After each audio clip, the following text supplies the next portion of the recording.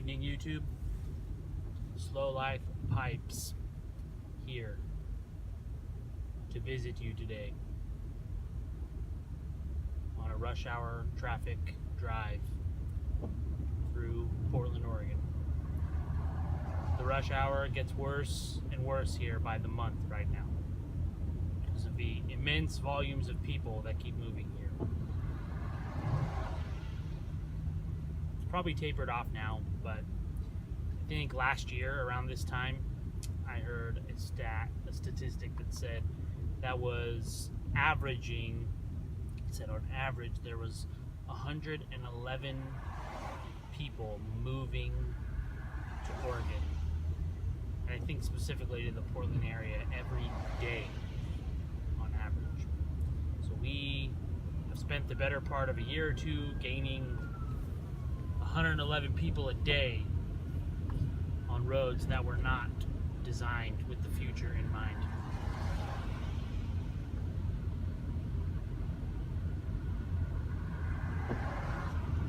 So it's a slow drive.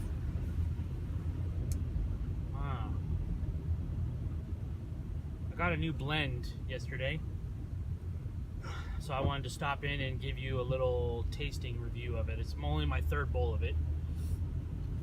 My first two bowls were in this new pipe that I just got yesterday in trade off a guy on Craigslist I met, who's the one who gave me this blend. Got this. I traded a subwoofer out of a car that I have that I am trying to sell.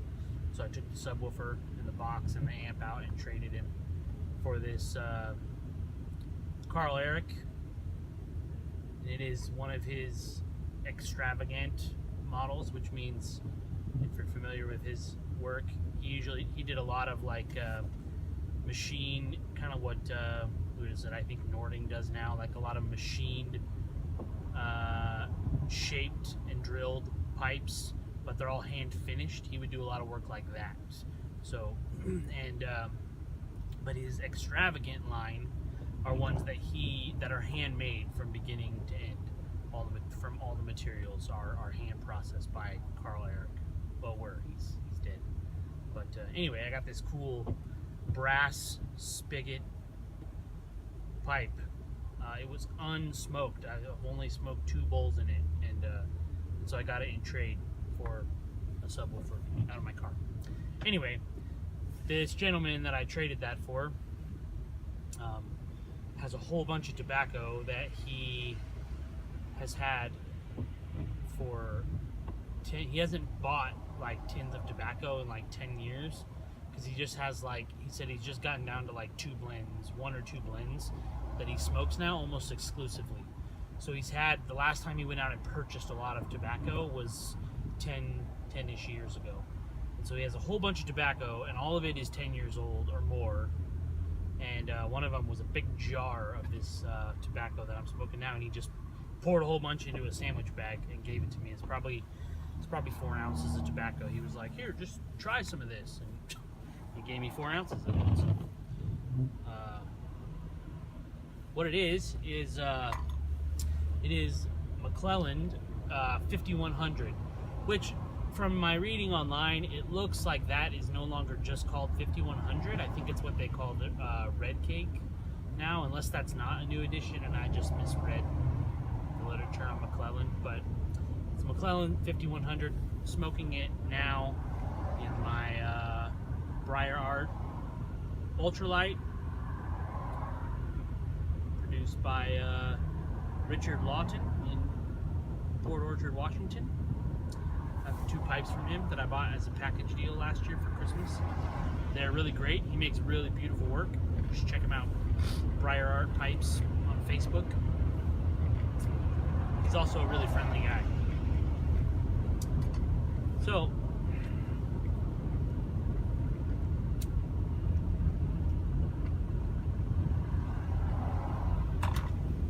this tobacco has 2 things for it. One, it's a bit of a one note. It's not very dynamic.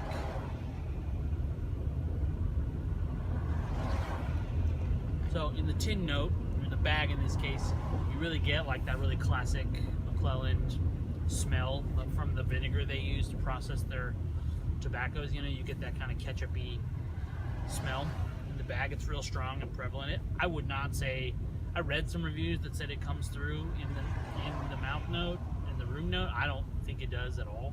Which I don't really ever think it does on any of their blends. They always smell like ketchup and smoke like, you know, beauty. But so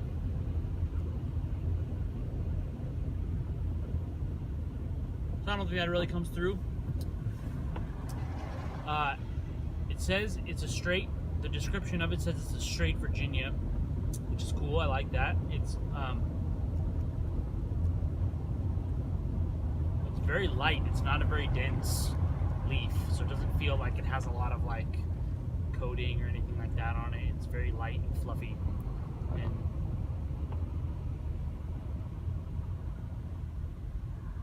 pretty moist.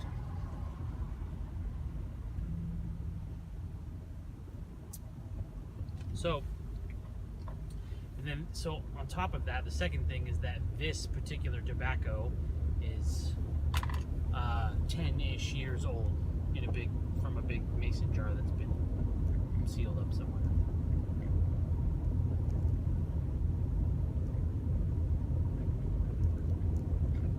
So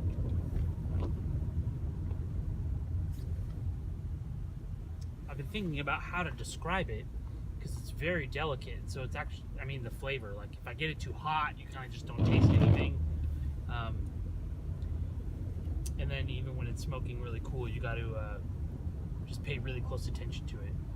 A lot of retrohaling, a lot of French inhales, just to try to get like a lot of it like in and out of my nose, so I can try to figure out what's going on. It's very, very subtle. It's definitely one of the most subtle Virginias that I've smoked, which is it's one of the reasons I like Virginias a lot, is because they're subtle and you have to work really hard to get the beauty of the flavor out of them. This one is challenging, but is very, it has a kind of shockingly upfront, just natural sweetness to it. Not like candy sweet, like fruit sweet.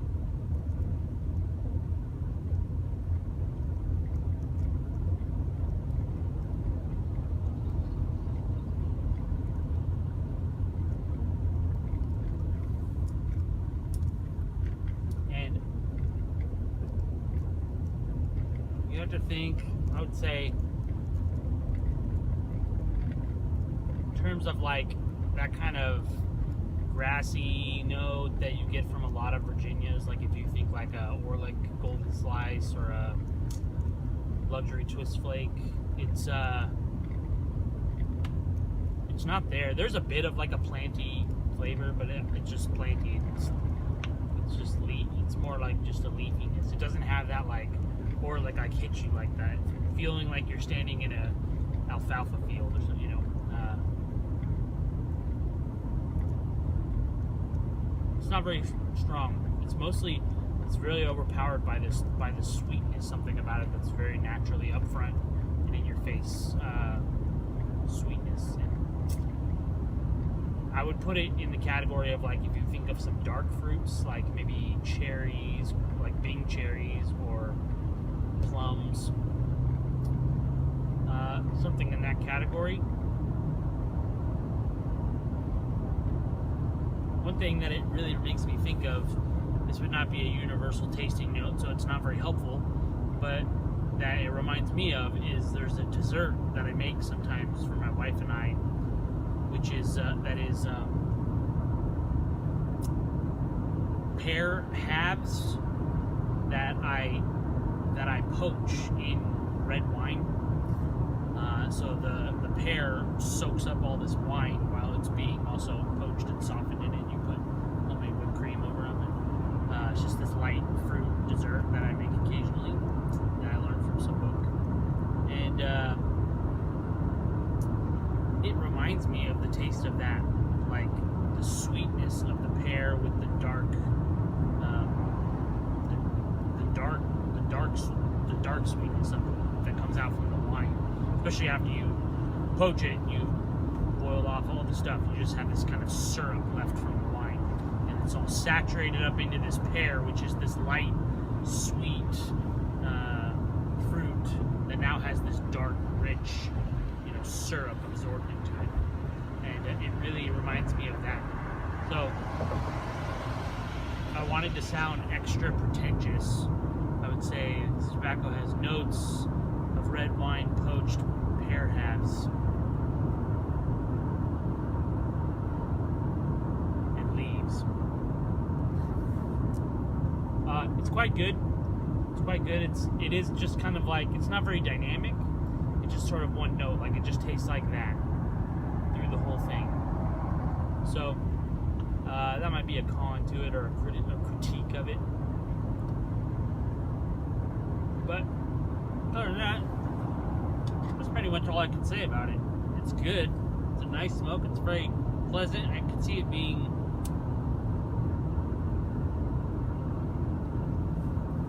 one of those blends that you could just like load a pipe and smoke it, and load a pipe and smoke it, and load a pipe and smoke it all day long with this blend. And it would probably not wear you out because it's not distinct enough, strong enough in flavor or in nicotine to hurt you. It's just an easy smoke. Oh, that's it. McClelland 5100. Several years aged out of the cellar. 3 bowls in. That's what I have to say about it. Hope you guys are finding your day to be pleasant and good. You make time to enjoy a good bowl. Until next time, grace, peace, and pipes.